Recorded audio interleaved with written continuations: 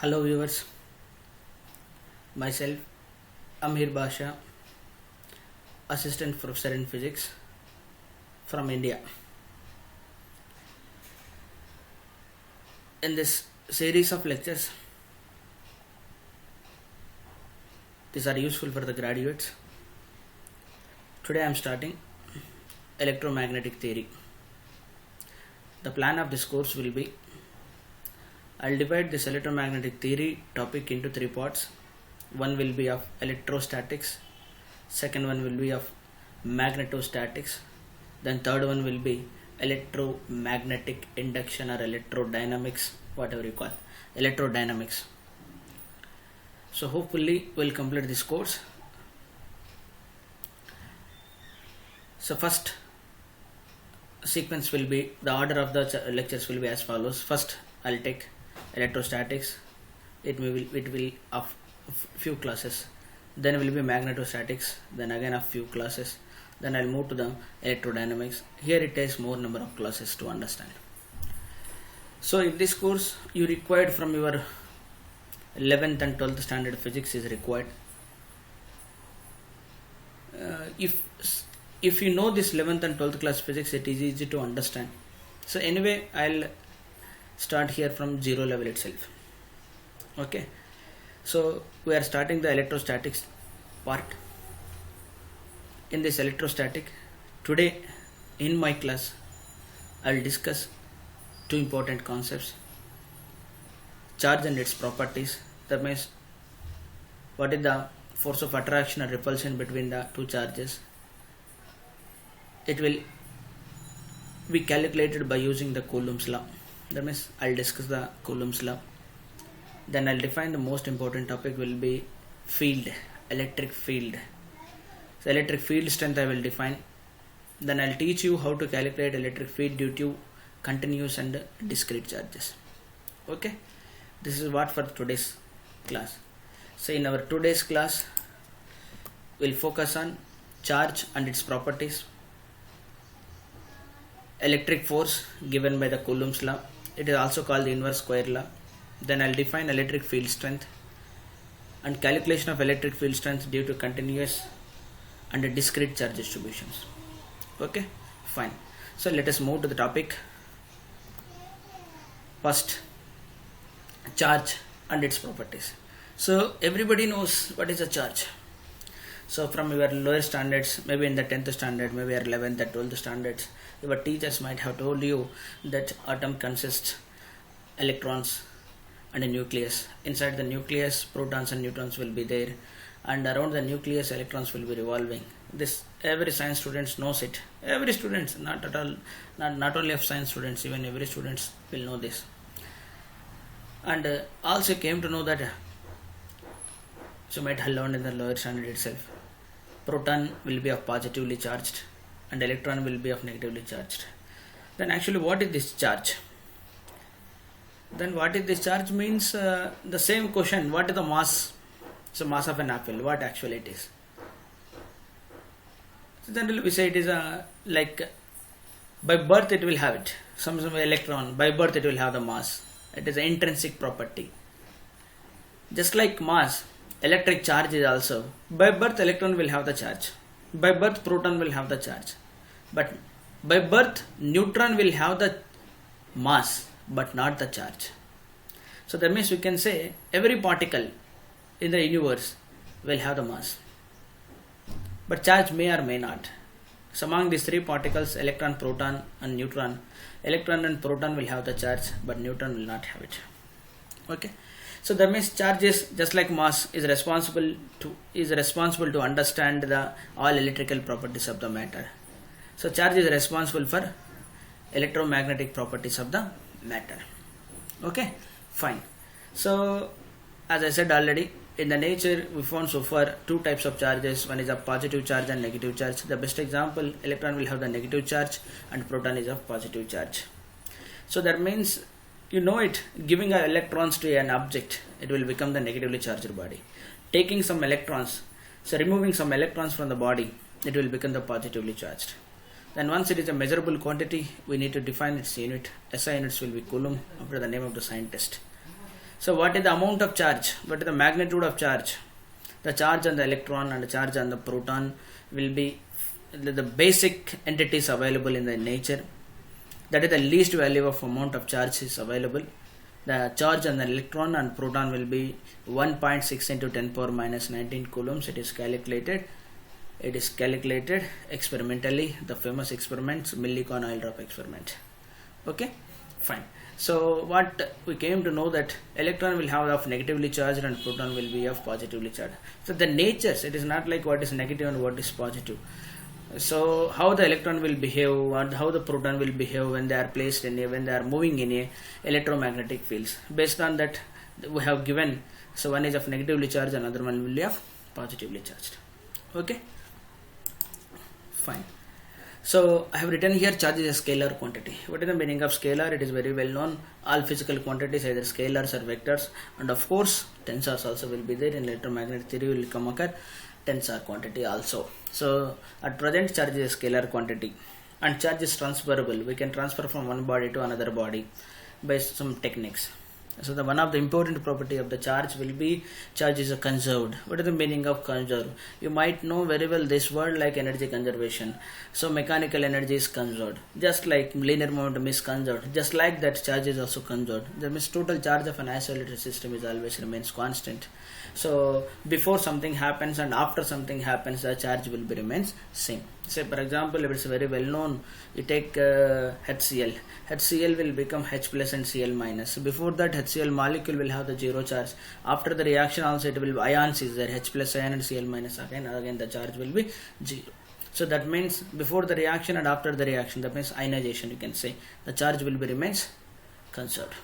Then one of the important thing I have written here, the charge is conserved, charge is quantized, charge is quantized. What is the meaning of charge is quantized? What is the meaning of quanta? This word is very new to you, but it's very simple to understand what is the meaning of quanta. So let us take the Indian currency. What is the least price, least value in the Indian currency? The least value in the Indian currency is the rupee? No, it is not rupee. It is the paisa. So 1 paisa. The paisa will be the least amount in the Indian currency. Say if I say it is a 1 rupee, then what you say? 1 rupee is equal to 100 multiplied by paisa. If I say 2 rupees, then what will do? 200 paisa, 200 multiplied by 1 paisa. So any amount of Indian currency will be integer multiple of the 1 paisa. So thus we say that key Indian currency is quantized with the value of quanta is 1 paisa. In a similar manner, charge is also quantized with the least value is charge on the electron or charge on the proton, that is 1.6 into 10 power minus 19 coulombs. If I say that charge of an object, charge of any body, so it is, remember that it is will be integral multiple of 1.6 into 10 power minus 19. So 2 times electric charge, 10 times electric charge, 100 times electric charge. So it is not possible half of electric charge, 3 by 2 times electric charge, 1 by 8 of electric charge. Fractions are not allowed. It is only integer multiple of electric charge. So this property is known as the charge is quantized. I hope it is clear. Let us another point. It is very well known to you, like charges repel each other while unlike charges attract each other. Let's say 2 positive charges are placed by some distance apart.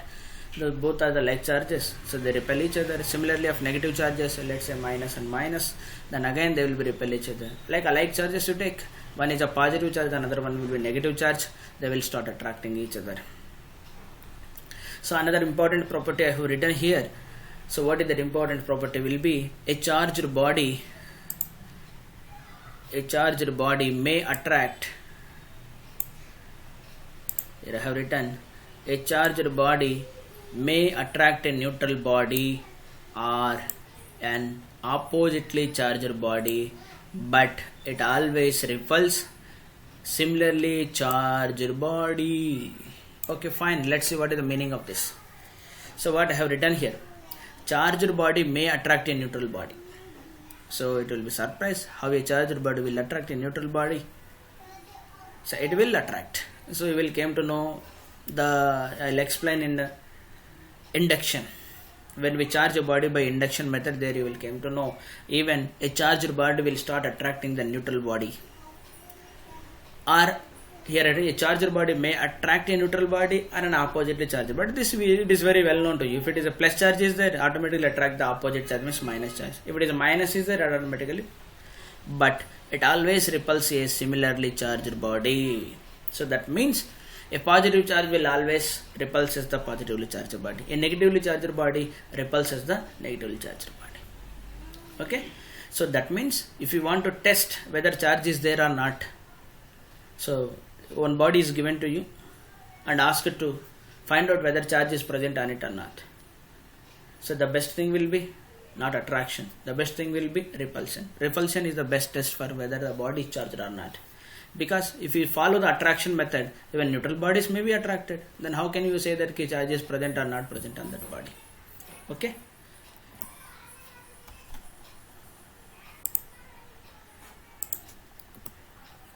So that's what I have written here. Repulsion is the sure test. Repulsion is a sure test of electrification, whereas repulsion is a sure test for electrification, whereas the attraction may not. So that means repulsion will be the sure test for electrification. That means whether an object is charged or not. Okay, then move to the another one will be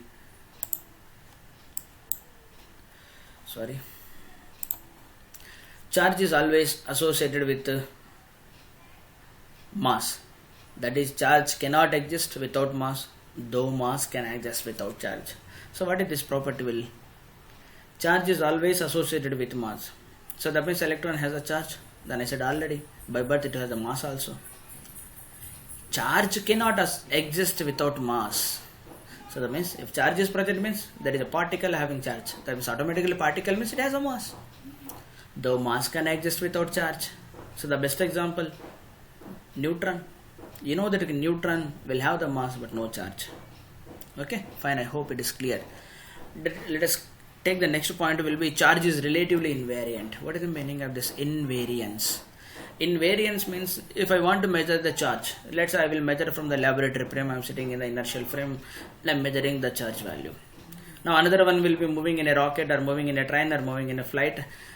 His will be rotating also, maybe rotating also, let's say non-inertial frame of reference. One boy is measuring from the inertial frame, another boy is measuring from the non-inertial frame. So for both observers, charge is relatively invariant. So that means charge is independent of frame of reference. Remember, this is a very important point. So I hope it is clear. Let's move to the next. A charge at rest produces only electric field around itself. That means if charge is present, then what it will? A charge can produce electric field. A charge can produce magnetic field. Even a charge can produce a radiation, electromagnetic radiation, depending upon the situation, depending upon whether the charge is at rest or the charge is moving with uniform velocity or charge is moving with a variable velocity. That means if it is accelerating. Rest, uniform motion and accelerated motion. If it is at rest, produces only electric field. You will come to know later on. If it is in motion, it will produce magnetic field also. If it is in accelerated motion, it will produce electromagnetic radiation. Okay, fine. Let's move to the next one. How we can charge a body? So a body can be charged. How can we charge a body? It's very well known to you. So by friction, just rub uncharged body on the charged body, then it will be charged. Even if you take two pieces of two objects, just start rubbing it by friction process. So by start rubbing it. So then what? You feel like one body is positively charged, another one will be negatively charged. Mean charging means one body is gaining the electrons, another body is losing the electrons. So the one which gains, it will become the negatively charged. The one which loses, it will become the positive charge. This is known as the by friction, by rubbing process. So the old story, very well known to you. Take a comb and start curling your hairs. Then after that, the comb will start attracting the small paper pieces. That is known as the friction. Then another one will be conduction method. So this is also very well known to you. Let us take a conductor. It is a charge. Now take a neutral conductor. So no charge. Now connect them by a conducting wire. Now what happens? Charge will flow from the charger body to uncharged body. So that means previously uncharged body, now it will become the charge through the conduction process. Electrons will move from one place to another place. Next one will be induction process. This is also very well known as the induction. Means there is no physical contact between the two conductors, but still the charged body will imposes some charge on the neutral body. This process is known as the induction. So that's why if it is an induction process, even neutral body also can be attracted. Let us move to the thermonic ionization. Thermonic ionization means let us take a metal. Metal will have the plenty of electrons. Now start heating it. So when we start heating it, what happens? Electrons will gain the energy. They will come out from the metal. So that is known as the thermonic ionization. So that means when the electrons will come out from that metal will become positively charged. Now another one will be photoelectric effect. So again photoelectric effect. Photo means it will be light electric effect. So when a photo, that means light will fall on the metal, free electrons will come out. When the electrons will come out, that metal will become positively charged. So thermonic ionization and photoelectric effect will be the same thing. Forcefully we are removing the electrons. So once electrons will be removed, the deficiency of electrons will become the positively charged body. The next one will be the field emission. Take a metal and start applying the electric fields. So if you apply the electric field, what happens? Inside electrons will gain the energy. Once they gain the energy, they start escaping from the metal. They start coming out from the metal. At a certain point, what will happen? The electrons will gain the energy and they will come out from the metal. This is known as the field emission. So these are the ways. So how can we charge a body? So we can charge a body by these many methods: friction, conduction, ionization, thermonic ionization, induction, photoelectric effect, and field emission. Depending upon the situation, we may adopt any method to charge a body. So okay, these are all about charge and its properties and all those things. So many things already you know in a 10th standard or 11th standard and 12th standard. Okay, fine. Thank you. Let us move to the next topic. Will be electrostatic force, that is Coulomb's law. So just now we have learned like charges will be repel each other and unlike charges will be attract each other. So now I want to know so how to calculate the magnitude of that attraction or repulsion. Then what is the direction of attraction and repulsion. So for what actually here it is Coulomb's law will study. It is the inverse square law.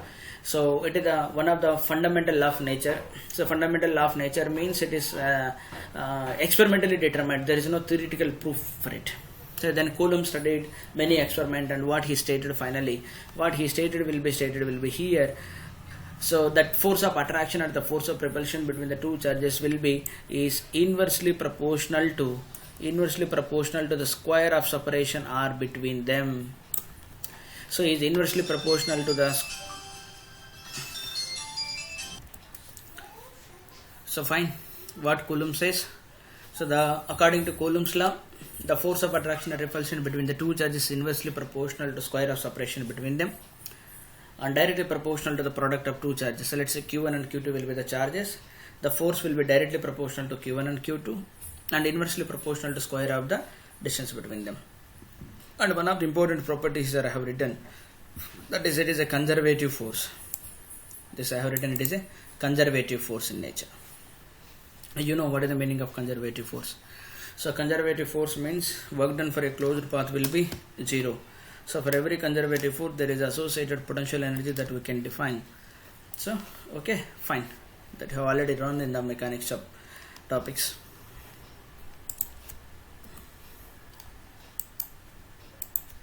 Fine.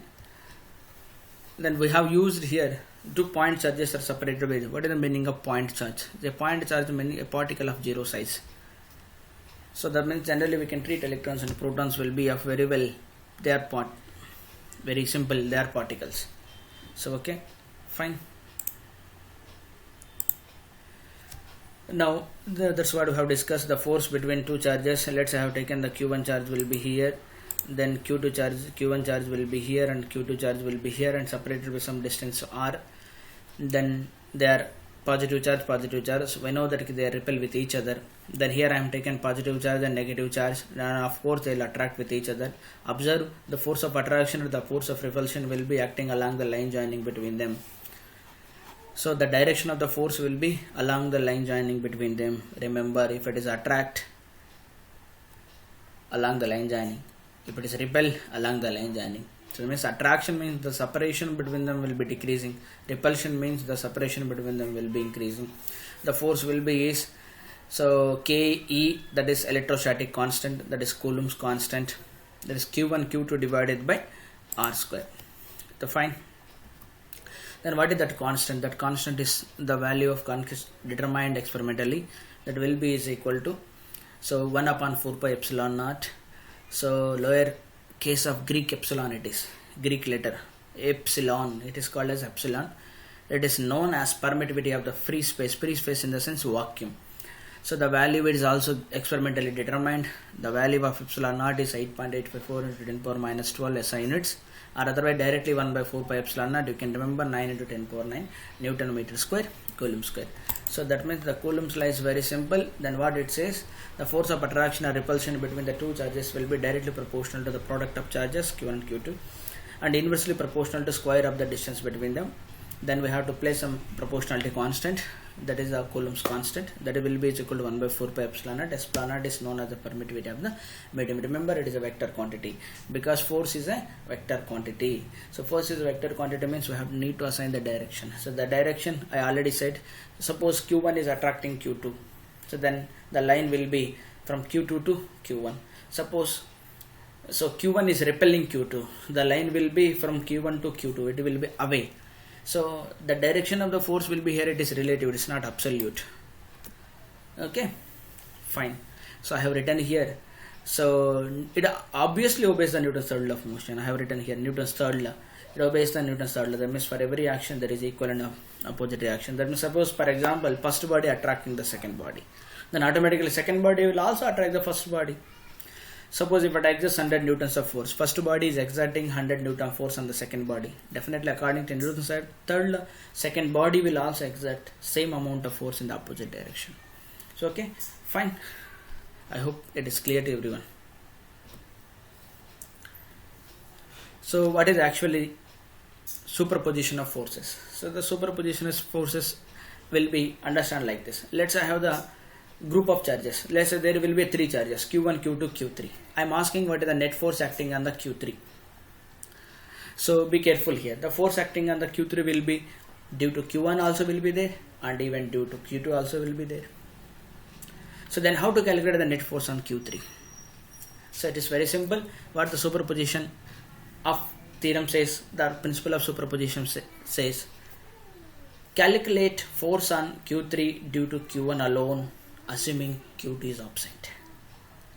Call it as F1. Now calculate force on Q3 due to 2, assuming Q1 is absent. Q1 is not there. Call it as F2. Now what is the force on Q3 due to both the charges? So it is simply vector addition, F1 plus F2. So this is again experiments. Based on the experiments, what it says, when 2 charges exert forces simultaneously on the third charge, the total force acting on the charge is vector sum of the forces that the 2 charges would exert individually. So that means the presence of the third charge will not affect the force of attraction between the 2 charges. This is the principle of superposition. That means if 2 charges attracting or repelling, then the presence of third charge in the vicinity of that, it will not affect. So whatever the force will appear between 1 and 2 in the presence of third party or in the absence of third party will be remain same. Okay, I hope it will be clear. Next I am defining here relative permittivity or dielectric constant. So more about it will be studied in the dielectric properties, but simply we define here what is the dielectric constant. So the dielectric constant will be, let's say whatever we have defined so far will be 2 charges present in the separated by some distance r. That means where they are present in a vacuum, that is in the free space, nothing will be there. Free space means nothing will be there. Then what happens if the same 2 charges will be placed in the water? What happens if the same charges will be placed in some oil, benzene or something like that? So then definitely force will be changed, where the medium property will be changed. So the one which depends upon the property of the medium is known as the permittivity. So permittivity for vacuum is different, permittivity for medium will be different. So the one which relates the permittivity is the dielectric constant. Let's see how we'll define here.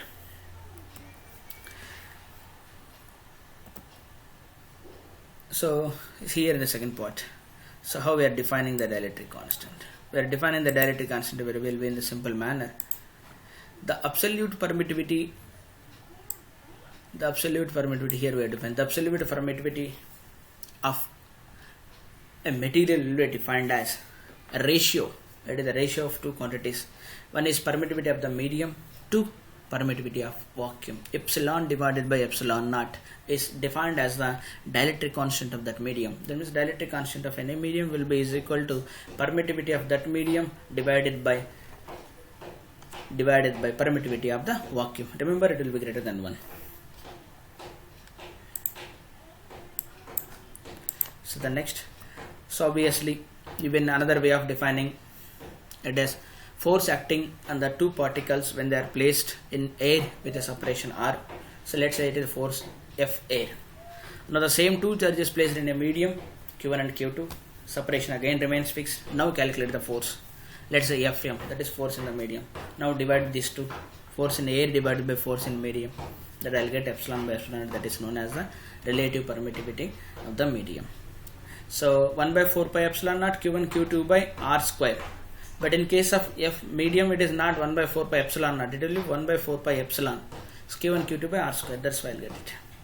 Okay, so the best example take, so the dielectric constant of water will be 80. So if the dielectric constant of water will be 80, then when the two charges will be placed in the air and then placed in water with the same separation, then what will happen? F air divided by F medium, that is F water, will be is equal to 80. That means F water will be is equal to F air divided by 80. When they are in vacuum or air medium, the force will be say F. But when they are placed in the water medium, the force will become 1 by 80. It is decreased 1 by 80 of that they are present in the air or otherwise in vacuum. Okay, the force will be decreased now for the same separation. Okay, I hope it is clear. So then how to solve the problems in this? That means how to solve the problems related to properties of charges and Coulomb's law. So very well known, the formula will be is force is equal 1 by 4 pi epsilon naught Q1 Q2 by r square. And like charges will repel each other and unlike charges will be attract each other. Force is a vector quantity. While adding, you have to use the vector addition. F1 plus F2 plus F3 plus F4. Parallelogram vector addition. A triangular vector addition, or otherwise unit vector notation, whatever you follow, but it will be addition must be vector type addition. Then direction is also important, remember. So I am giving some problem solving strategy here for Coulomb's law. First I am telling identify the relevant concepts. I mean which concepts I need to apply here. Then setup. So we need to sketch what is the problem is given. Q1 is placed, Q2 is placed, Q3 is placed, something like that. Then we have to choose the coordinate systems, XY coordinate system.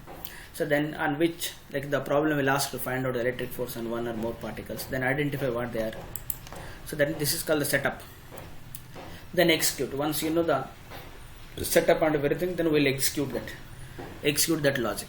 So remember, when we are executing a law, that means we are applying the formula. So before that, draw the free body diagram. This is very important. Free body diagram in the sense in the system, whatever the part you want to study. So imagine that part will be removed. Then draw all the forces are acting on that body due to the rest of the universe. That means whatever it may be. So that means from the system I am removing some object. Now I want to draw all the forces are acting on that object. That is known as the free body diagram. So once you know the free body diagram, then let's see here. So while execution, what is given in the, like say it is at rest, then net force will be 0. Moving it uniform velocity, again net force will be 0. Then anyway in electrostatics we mainly consider that key charge will be at rest, that means net force will be 0, cases will be there. Like whatever, this is known as the execution. Then properly maintain the units. So that is very important. Let's see whether in the problem symmetry is there. If it is symmetry is there, then it is even easy to simplify the problem. Okay, you go through these points, you will understand. So mainly whether it is a discrete charge distribution, even a continuous charge distribution. So for discrete charge distribution, it is simply F1 plus F2 plus F3 plus F4. For continuous charge distributions, we have to adopt the integration techniques that I will discuss later. Okay. So then finally evaluate. So then evaluation your answer. That means once we got the numerical value, or numerical value. Let's say, for example, there you have calculating the charge on a body. If you are getting answer will be 10 power 20 coulombs. So logically that answer will not be accepted. The charge on a body can't be 10 power 20 coulombs. So that much is not possible. Let's say, for example, in the same problem they are asking find out the charge of an electron finally. So find out the charge of an electron means find out the charge on the particle, any particle. We know that it will come in the 10 power minus 19 coulombs for electron. So the order will be something like 10 power minus 19, 10 power minus 6, 10 power minus 7 like this. It can't be the 10 power 20 kilograms. If they are, let's say, for example, if they are asking to estimate the mass of an apple, suppose if we get it will be of 100 kilograms. So we know that the mass of apple cannot be 100 kilograms. There is one is evaluate your answer. Check your answer. Check whether your numerical results are reasonable, whether the answer will be reasonable or not. And also, so let's like whether they attract or repel. The sign also is important. Okay. So that means while solving the problems, first identify the concept, which concept you have to apply. Then second one will be set up the problem. Third one will be execution. That is the important thing, will be execution here. After execution, you just evaluate what will be the whether it is acceptable answer or not. So in total what we have discussed so far will be the charge and its properties we have discussed, and after that we have charge and properties of it. After that we have started the Coulomb's law. With the help of Coulomb's law we can estimate the force of attraction and repulsion between the two charges. Okay, so this is what actually the first topic. Then we'll move to the electric field strength. Well, students, we'll continue the next topic, electric field strength. Everybody know the word field. It may be battlefield, field in the cricket stadium. Field means something which expands, that means which present at a certain limit. Something which is present within the certain limits. In the context of science, in the lower standards, in the 10th or in the intermediate, you may heard about the magnetic field, gravitational field. So you might have played with the Bohr magnets. You have taken the small magnet and started playing with that magnet, attracting the small pieces of iron, even though there is no physical contact between them. Let's say you kept a magnet and iron piece, a gap of 1 centimeter. You know that even though there is a gap is there, that iron pieces will start coming towards you. So that means what we say, that whatever the magnet is attracting, that much means something of that magnet is present, surrounded by it. Whenever some external persons will come, like iron pieces will come into that boundary, it start attracting towards it. In a similar manner, so electric field also is something. So there is a charge is there which produces the electric field. Of course, a charge is there. What happens if some other charges will come in the vicinity of it, in the nearby it start attracting or otherwise repelling. That means in the vicinity of this charge something is present, maybe up to 1 centimeter, maybe up to 10 centimeters, depending upon the charge. Something is present surrounded by it. That something generally we call as electric field, that is responsible for the attraction of some other charges whenever they come into that boundary. So just like gravitational field, magnetic field, electric field is also one of the important quantity to understand how this electrostatic interaction force is developed between the charged particles. Now we'll define the strength of electric field. Remember, it is a vector quantity. The strength in the sense like obviously force. So that means here we define electric field due to a source. Source means the one which produces the field is generally known as the source. So the one which produces the electric field is we are calling it the source. And let us take a charge Q will be producing electric field. I want to calculate the strength of it. So first of all, how we'll define? The definition is as follows. It is very clearly written here. The definition as follows. So what is written the definition here? You see, we define electric field. We define electric field due to a source charge. So source means the one which produces the electric field is known as the source. This is defined as electrostatic force per unit test charge. Test charge means the one which we are using to test. The one which we are using to test is known as the test charge. So here Q naught will be the test charge. Here Q naught will be the test charge. So let's say some Q will be there which is producing the electric field. I want to measure the strength of it. It is defined as electric field will be E is equal to electrostatic force of attraction or repulsion between the source charge and test charge divided by test charge. So this is the definition of electrostatic field strength, that is force per unit test charge. Here Q naught will be the test charge. Obviously this can be written as F is equal to Q naught into E. Remember, Q naught will be the test charge and E will be the field that is created by the source charge. Okay, I hope it is clear, the definition of electrostatic field strength. Here we are assuming test charge will be very small such that it will not disturb the electric field that is created by the source charge. Okay, clear. Let's go to the next slide. So as usual, electric field is a vector quantity because force is a vector quantity. The direction of electric field is same as that of the force. So I hope it is very clear.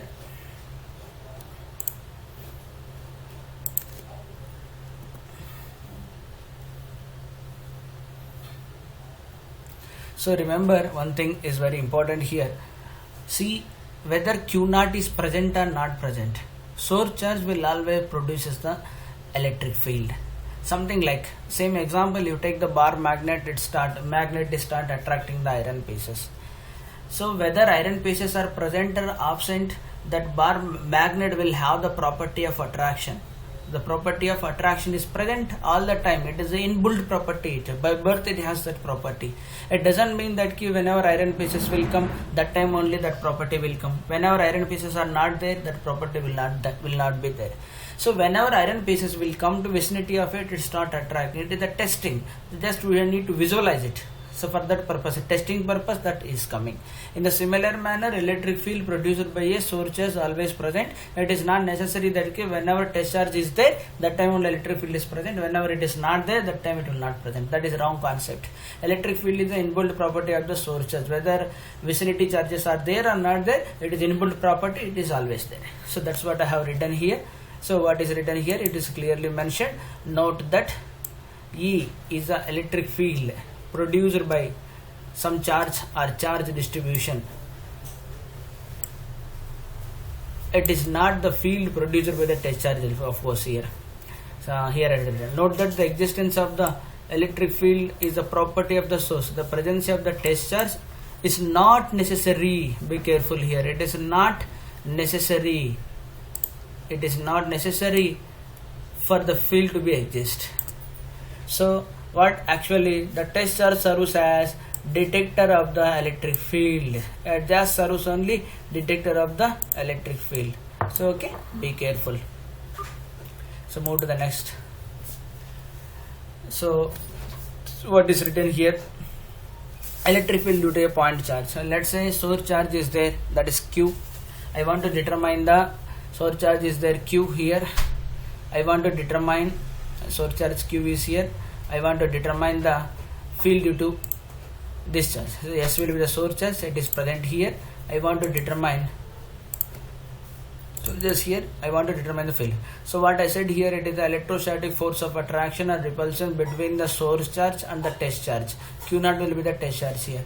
Now you place at a distance R where you supposed to calculate the electric field strength, and now calculate the force of attraction or repulsion between them by using the Coulomb's law, that is 1 by 4 pi epsilon naught Q naught by R square whole divided by Q naught according to the definition. Q naught will cancel, then the value of electric field E will come out to be 1 by 4 pi epsilon naught Q by R square. R cap will be the relative direction. So the electric field lines of force, that means the direction of E is same as that of force. Here it is the force will be repulsive type, the line joining, but it goes away from the source charge. Okay, I hope it is clear. This is what actually for positive charge, and here it is what for negative charge. So this is what for positive charge, this is what for positive charge, and this is what for negative charge.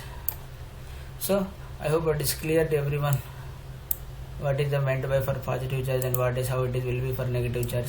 This is for positive charge and this will be for negative charge. I think it's clear. So I'll go to the next slide. So see here, the field produced by the positive charges and negative charges. The field produced by the positive charges and negative charges will be, here you can see very clearly, the field produced by the positive charge will be radially outwards, and the field produced by the negative charges will be radially inwards. They are coming inside. So they are going outside. For a positive charge radially outwards, for the negative charge it will be radially inward. Then actually I have an electric field line. That is obviously electric field line. The very simple definition of electric field line is an imaginary line or curve drawn through a region of space so that its tangent at any point in the direction of the electric field vector at that point. That means if you want the electric field direction, what you need to do, guys? What you need to do? You just simply take the tangent at that particular point. Tangent at that particular point to the electric field line will give us the direction of the electric field. Okay, so I have drawn here at that particular point P, the tangent is giving the direction of electric field. At a point R, tangent is giving. This is what actually the electric field line.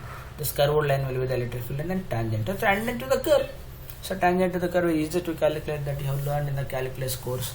So a curve y is equal to f of x. Is there how to calculate the tangent? First, to calculate the slope at a point by dy by dx. Once you know the slope, you can calculate the direction. That is simply a straight line.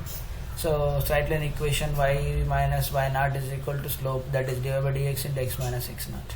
Okay, so be careful.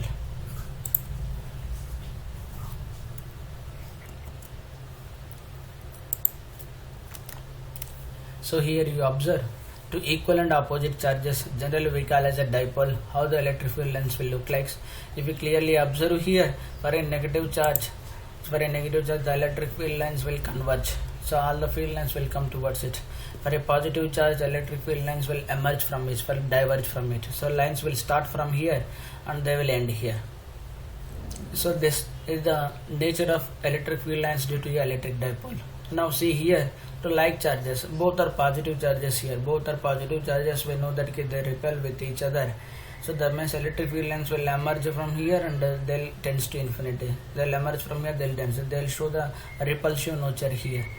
So but in case of dipole, one is positive and another one is negative, attractive nature. So that's why electric field lines will be here attractive type. So be careful while identifying the nature of electric field lines. So now go for the calculation of electric field due to various charge distributions. So charge distributions we can divide into two types. One is discrete charge distribution, another one is continuous charge distribution. So discrete charge distribution, in the sense, let us say three charged particles are placed on the corners of equilateral triangle. That system constitutes the discrete. The discrete means that can be separated, 1, 2, 3, like that we can count. So what is the meaning of continuous charge distributions? That is like take a plate which is charged, take a wire which is charged, take a sphere which is charged. In this case, we cannot discrete it. We cannot cut it small.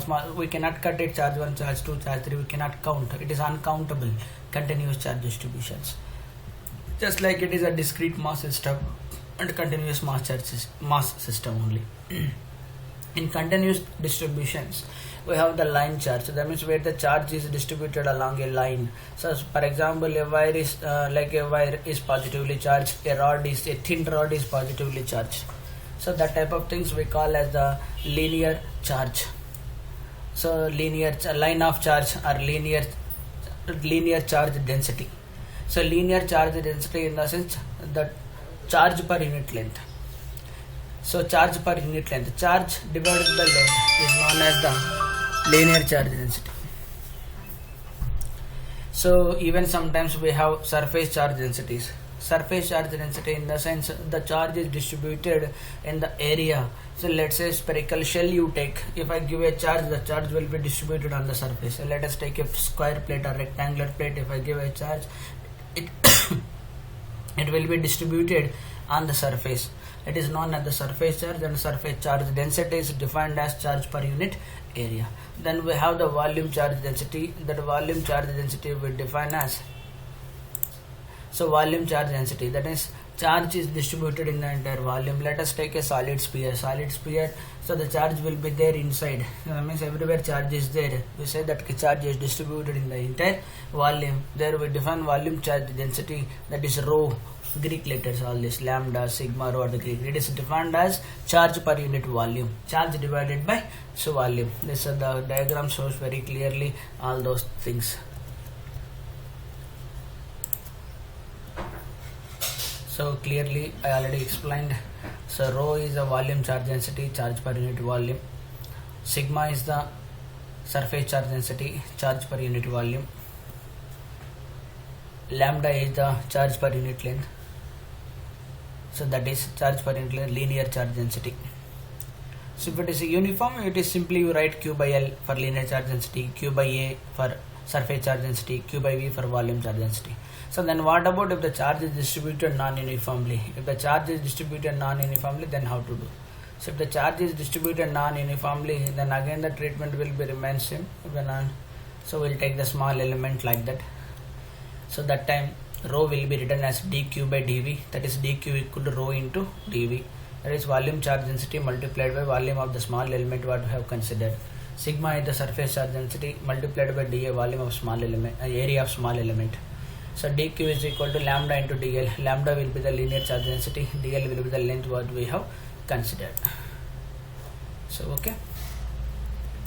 So problem solving. Then again the same thing. First of all you identify the relevant concept. Then you see the setup. You set up whatever is required, rather whatever diagram is required. Then locate all the things, whatever you require. That is the setup of the problem. Following steps. I have given some steps here. Draw the locations of the charges of your choices, coordinate system you need to take. So this is called as the setup of the things. Then execute. Then execute means calculation part, simplification part, and everything will be the execution. That is the main important thing will be here. Appropriate free body diagram you need to draw. We also need to identify where is the source and where is the test charge and all these things. So then finally we need to use the what is the constant formula. So generally when we are taking about the continuous charge distribution cases, so take a small element, will take generally a small element will be taken, a small element will be dq charge, and due to this small element what is the field at the point where we are calculating the field, that is dE is equal to 1 by 4 pi epsilon naught into dq by r square. Then integrate here, then integrate with the limits depending upon whether it is a linear charges cases or surface charge case or volume charge case. Limits will be changed. Here it will be the lower limit of the integration, and here will be the upper limit. LL means lower limit, UL means upper limit. So when you come to the problem, then you will understand what it is. Actually I will take some examples. So then evaluate finally. Then evaluate means whether the direction of E is reasonable, the magnitude of E is reasonable, whether it is a valid. That is called the evaluation. So this is the problem solving tips, and these are the tips we follow. These are the methods we use, or these are the techniques, these are the points, these are the logics we use to solve the given problem. So that means where you want to determine the field, electric field. So the best example, the first example I'll take, the easiest example also, electric field due to a ring. So I want to calculate electric field due to a ring. So the ring is given a charge Q, capital Q, which is distributed evenly. That means uniformly distributed. Let us take radius A. Then I want to calculate the field at a point. Where is the point will be? On the axis of the ring. Remember, it is where calculated on the axis of the ring only, not off the axis. Off the axis will be little bit difficult, and it will come in the higher studies. So as usual, identification. Then identification means what is the problem we identified. Then setup. What is the setup will be required? What is the setup will be required? This is first of all fix the coordinate axis. Take the axis of the ring itself with the x-axis. Then y-axis will be any diameter will serve as a y-axis, which is perpendicular to x-axis. You see the diagram, x-axis and y-axis. Point P is the point where we need to calculate. Y is the origin or the center of the ring. A will be the radius and Q will be the charge is given. Then you see execution. Execution is again very simple. So what we'll take here? We'll take here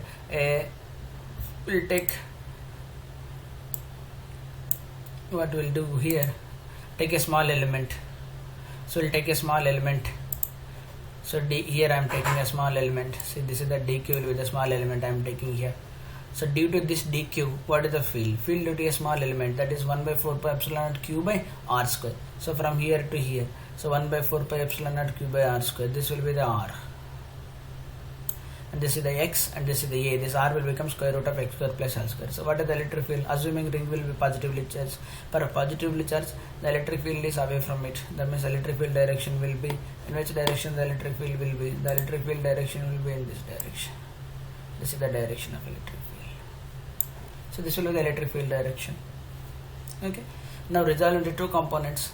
So one along the axis of the ring, another one will be the perpendicular to it. And very importantly, what you need to observe here, the problem has a symmetry. So now what you do, you take another element exactly below it. If you take what happens, another element exactly below it. I am taking another element exactly below it here. Here I am taking.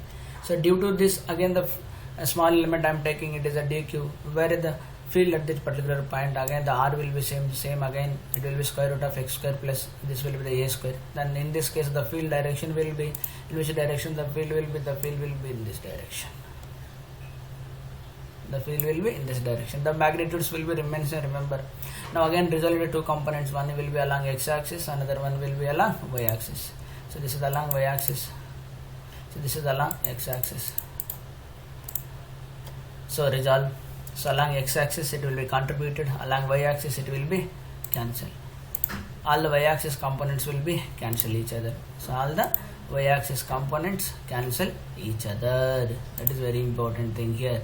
Due to this, x component will be this, x component will be this, and y component will be, x component will be this, and y component will be this. Then what about another element, lower element? So there also x component will be in this direction and y component will be in this direction. Y components will cancel each other, x components will be add up. That means because of the symmetry of the problem we have like this. So then to calculate the Ex, so dA is equal to 1 by 4 pi epsilon naught x square plus a square. So only components will be contributed. When you resolve, one is dE cos alpha, another one will be dE sin alpha. Let's see here. So what we observe here, this is alpha, I am taking angle, this will be the alpha. Resolve it, dE cos alpha and dE sin alpha. dE cos alpha contribute with each other and dE sin alpha cancel each other. So dE cos alpha. Then again in the triangle, what is the cos alpha will be opposites, adjacent side divided by hypotenuse. Adjacent side is x and opposite side, hypotenuse will be square root of x square plus a square. That you substitute and you simplify. Then what is the final?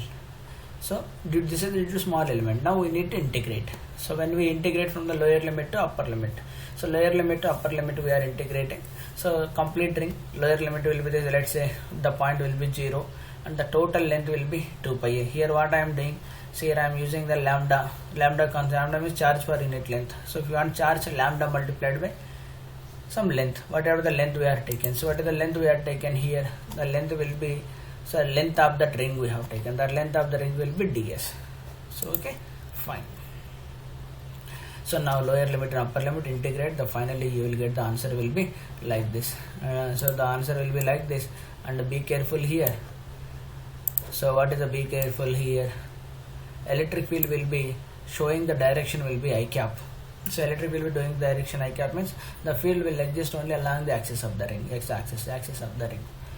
So we are calculating the field on the at a point on the axis. The field is again in the same direction.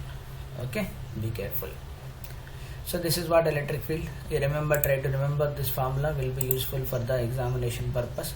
So remember this formula. Okay, electric field, that is 1 by 4 pi epsilon naught q is the charge, q is the total charge on the ring, x will be the distance from origin to where we are calculating the field. This is the distance on the axis of the ring. Then x square plus a square whole power 3 by 2. Remember, and the numerator also x is there and the denominator is also x is there. Okay, so now what happens at the center? Center in the sense x equal to 0. When I put x equal to 0, electric field will be, so it will become 0. E will be 0 at the center. E will be 0 at the center. So be careful. So electric field will become 0 at the center of the room. Obviously, so you are standing on the center. Something like, you assume it is something like clock.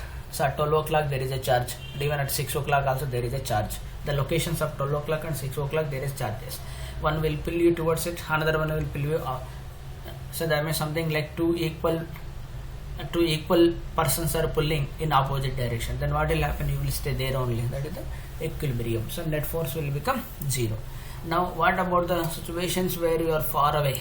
So that means when the case will become x greater than a. So that means x greater than a means you are standing at a point on the axis which is relatively very large with compared to the radius. A is the radius, x greater than a. Then you are far away.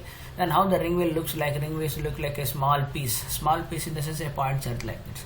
So that is case, in this case it will become 1 by 4 pi epsilon naught q by x square. That means in the denominator in our formula, whatever with the denominator is there in our formula, what we are doing here. So what we are doing here, so x square plus a square, we are dominating, x will be dominating here. That means we can ignore the a square. So that means a square term will be ignored. X square whole power 3 by 2. Then it will become x cube. Already numerator x is there. X and x cube will cancel. That means x by x cube. So 1 by x square will be remaining. I hope it will be clear to you. So take a notebook and note down all the things and solve your own way. Algebra, it is simple algebra. You can solve it easily.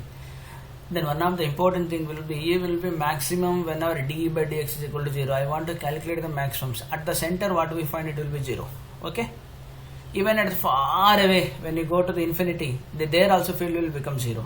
At the center x equal to 0, field is 0. Even at x equal to infinity also field is 0. Something like E is a function of x. What I am getting, it will be 0 at x equal to 0 and it will be 0 at x equal to infinity.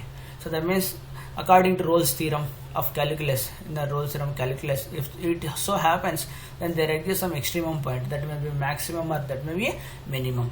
So extremum means differentiation of the function will be 0. That means I want to calculate the maximum value or extremum value, d by dx is 0. So we know the formula that just now we derived for E. This is the formula just now we derived for E. Using this formula we can calculate the d by dx. So they take this formula and do the differentiation of d by dx. So this is the formula we need to take and we need to do the d by dx. So once we do the d by dx, we'll get the answer. Okay, I hope it is clear. Go for the d by dx. So I did. So d by dx will become 0. Then I'll get, after solving, I'll get what I'm getting here, x equal to r by 2. At x is equal to r by 2. So at x equal to r by 2, what I'll have, d by dx will become 0. So at x, d by dx becomes 0 means he will attain the maximum value at x is equal to r by 2. In the diagram it will be x equal to r by 2. So okay, this is the location where it will become 0. So what is that value? Again you substitute this x value in the function of E. E is equal to q 1 by 4 pi epsilon naught qx by x square plus a square whole power 3 by 2. Then when I'll get the answer will be somewhat like this. This is the answer. So you need to remember this. At the point x equal to r by 2, we are getting the maximum value. That maximum value will be is equal to 2 by cube root of 3 1 by 4 pi epsilon naught q by r square. Okay. This analysis is enough regarding electric field due to a ring, that is uniformly charged ring. Now let us go for the electric field due to line of charge. So we are talking about the line of charge. We are talking about the line of charge. So electric field due to a line of charge. So that means a rod, a thin rod of length I am taking will be 2a. It is positively charged. So charge say Q, capital Q, or otherwise lambda also you can define. Lambda is equal to charge per unit length, that is uniformly charged. So one end I am taking as minus a, another end will be plus a.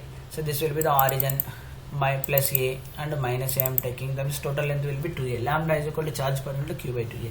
So now I want to calculate what is the value of field at the point, at this particular point. I want to calculate field will be at this particular point. Let's say how to calculate the field will be at this particular point. This is the point where I need to calculate the field at a point P. It's easy to calculate. Then again the same manner. So we need to calculate the field. What we need to do? We need to take a small elements, then proceed. Okay, let us see. So our target is to determine the field at that particular point. We need to take a small elements. So once we take a small element, let's say I am taking will be the small elements will be like this. So these are the small elements I am taking. So here is the small element I have taken. I am taking a small element. So due to the small element dy at a distance of y from here, the charge will be dq. It is a positive charge. The direction of the electric field will be from here to here. This is the direction of electric field will exist in this direction.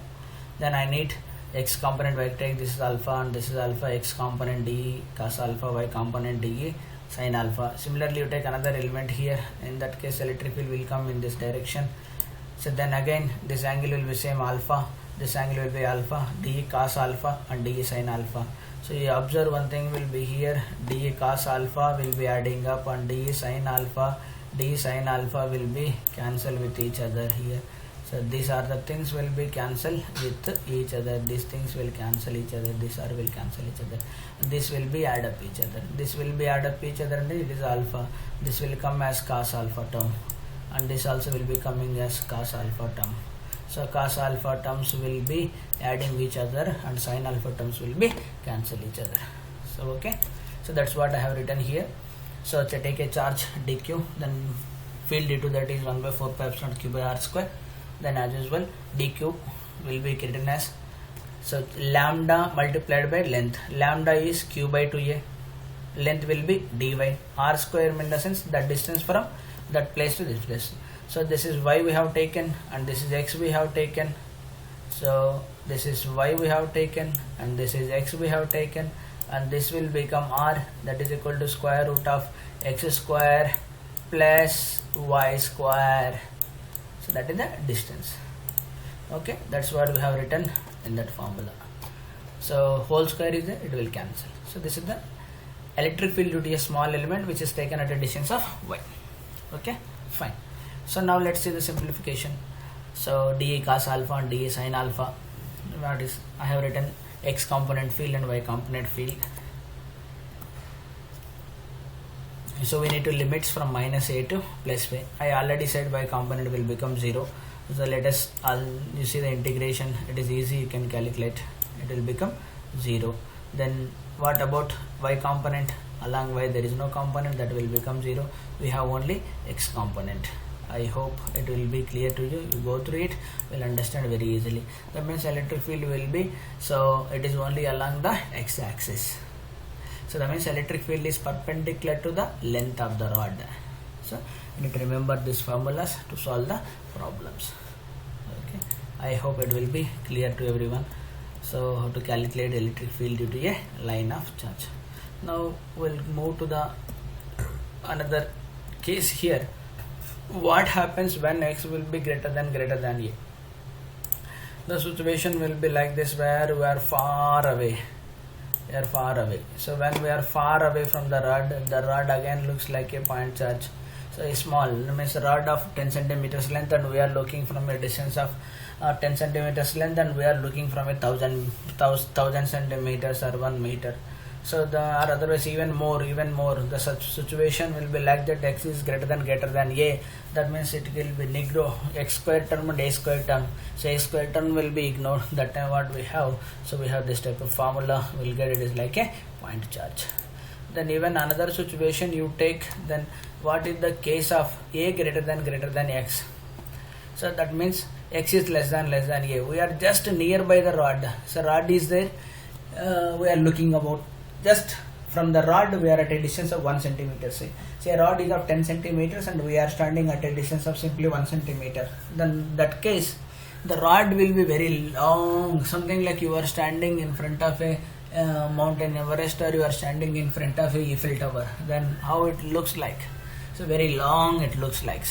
So that means we call it as the infinitely long line of charge. So what we call it is infinitely long line of charge. So infinitely long line of charge. So for that case, x square by a square will be tends to 0. Wherever the term x square by a square will become tends to 0. That means in this case limit a tends to infinity situation we need to apply. That time what happens, we'll get the answer simply. So E is equal to lambda by 2 pi epsilon naught into, so E will be simply lambda by 2 pi epsilon naught into x. So then again it is along the same x axis. for infinitely long charge, we got the answer will be lambda by 2 pi epsilon. And remember here it is directly proportional to 1 by r, not 1 by r square. So okay, so be careful this point. So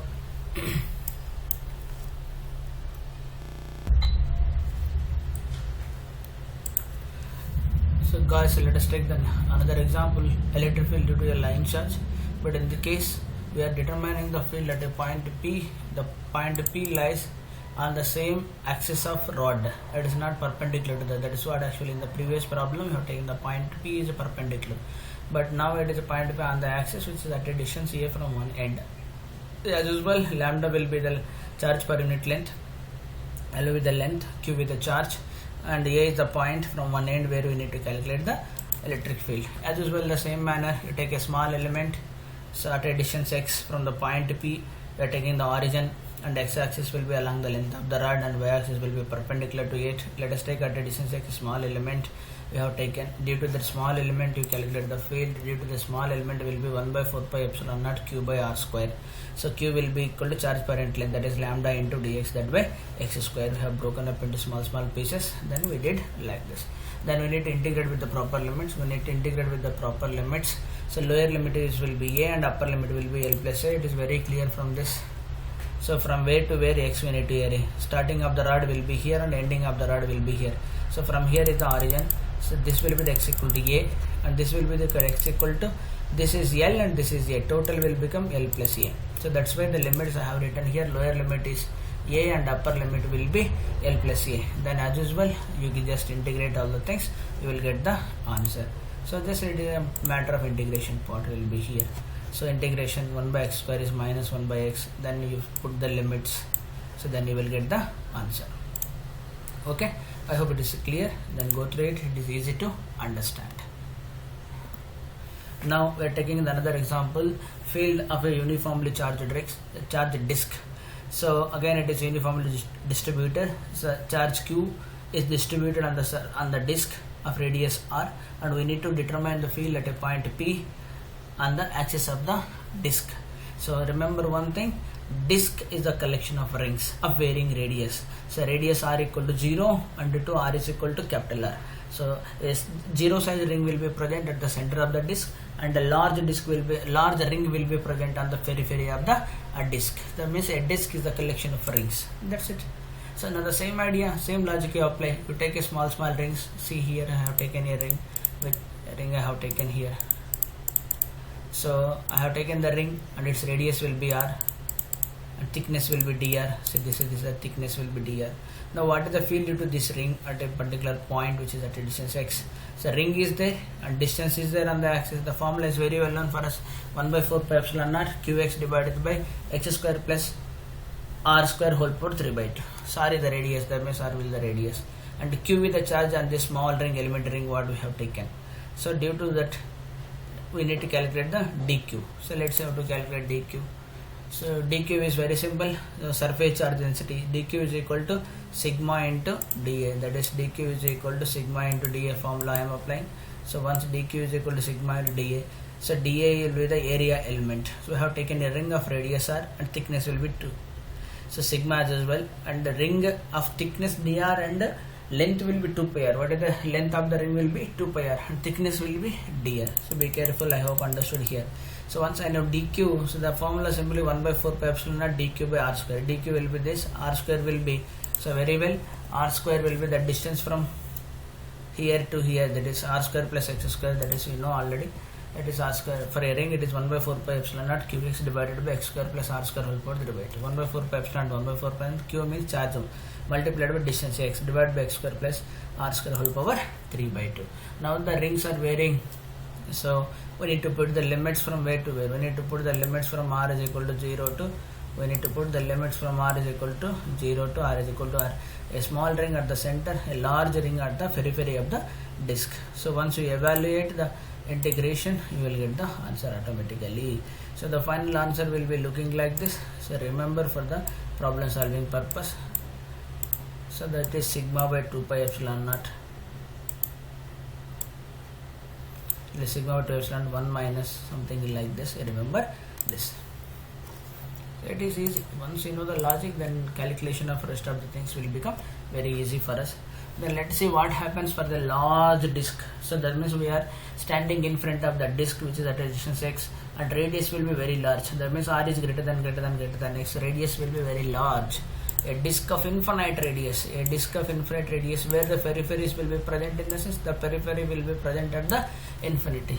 In that case, wherever r by x term is there, that will become infinity. So r by x term will become infinity.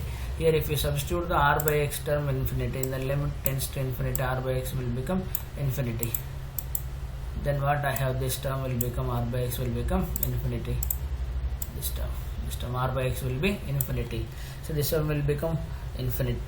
So that means r by x square is greater. So that means infinity. Infinity plus 1 again infinity. Infinity root is again infinity. 1 by infinity will become 0. So that means what I have? I have this entire term will become 0.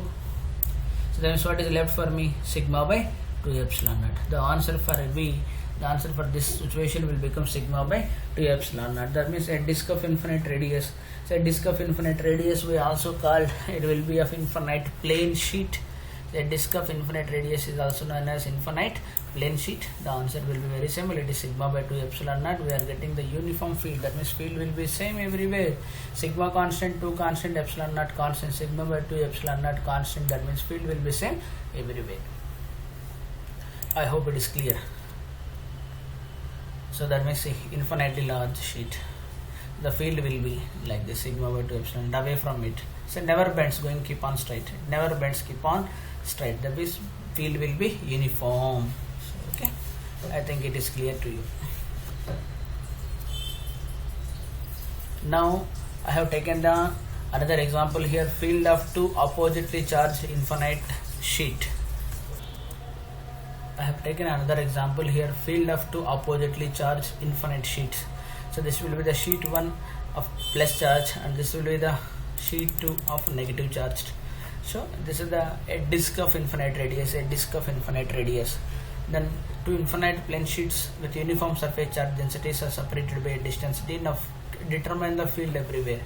So that means remember one thing, what is the field produced by a long, infinitely long sheet or infinite radius disk will be, it is simply sigma by 2 epsilon naught. It is normal to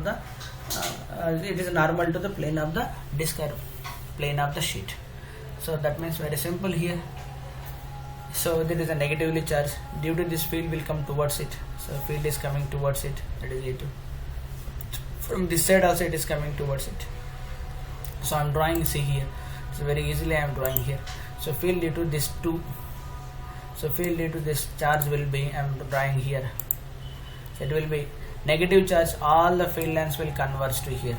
See, the field line is converged. So for this is, from this side also it will be converged. So means all the field lines will be converged here.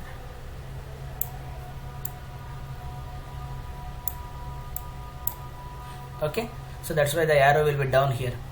So all are converging, all are coming towards it. Now take for the positively charged sheet. Positively charged sheets, all the field lines go away from it. These are the positively charged. Go away from it. So go away from it. They are going away. They are going away. So here also they are going away. They go away. Okay. So once you know this, see here. Black color this one and green color this one in the same direction in between the plates, but outside will be opposite to each other. Opposite to each other means outside E1 and E2 will be same magnitude but opposite. But inside E1 and E2 of same magnitude but in the same direction. They will add up, will produce the non-zero field. But outside the plates they will cancel each other. They will produce the zero field. Okay, I hope it is very clear. So everything is clearly written. Above the upper sheet it is 0, below the lower sheet is 0, but in between the field will be there, that is sigma by epsilon naught going in the upward direction. Okay, so be careful while solving problems. So finally how the field will looks like. So positive charged sheet and negatively charged sheet and separated by a distance some d, some p or whatever it may be. The separation will be d, then the field will be uniform inside. Okay, I hope it is very clear to you. So okay, thank you guys. If you have any doubts, please mail me on my email ID. I've written here amirbasha2005 gmail.com. Thank you. We'll keep on posting these lectures. Thank you very much.